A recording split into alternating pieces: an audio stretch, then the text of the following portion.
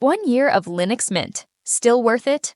A year ago, Linux Mint received its latest major update. It was praised for its user-friendly approach, stability, and refined desktop experience. But after a year, is it still the go-to Linux distribution for beginners and experienced users alike? Has it held up against the competition? Or has it started to show its age? In this video, we'll take a deep dive into Linux Mint's performance, stability, new features, and software ecosystem to see if it remains a reliable choice in 2025. Let's get started. Performance and stability. The everyday experience. One of the biggest strengths of Linux Mint has always been its stability. Unlike rolling release distributions that receive constant updates, Mint focuses on a balanced approach, ensuring reliability while still keeping things modern. But how has this approach aged over the past year? Performance. Have there been any noticeable improvements in speed and efficiency? Does Linux Mint still run smoothly on both old and new hardware? Stability. How has the OS held up over the months? Have there been any major issues, bugs, or regressions? Comparison. How does Linux Mint stack up against other distros like Ubuntu, Manjaro, and Fedora when it comes to long-term performance and reliability? Overall, Linux Mint still delivers a polished experience with minimal disruptions, making it an excellent daily driver. But is it still the best choice? Let's dig deeper. New features: the good, the bad, and the ugly. Every new version of Linux Mint comes with refinements and improvements. But do these changes truly enhance the user experience? Desktop environment. Cinnamon, MATE, and XFCE are the three choices for Linux Mint users. Have there been significant updates to these environments? System updates. The inclusion of the latest Linux kernel and other system-wide optimizations. Have these made a real impact? Customization and user experience. Has Linux Mint improved its UI, settings, or workflow in any meaningful way?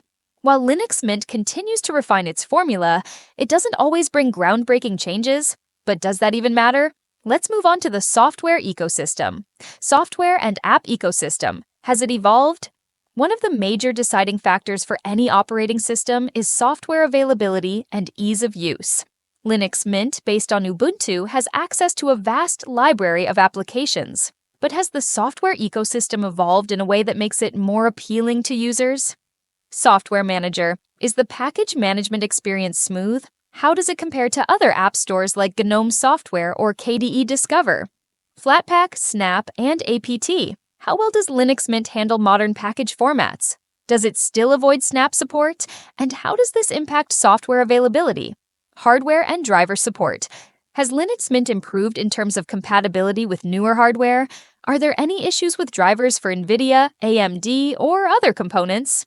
While Linux Mint still provides an excellent software experience, it does face some limitations, particularly with Snap support being intentionally absent.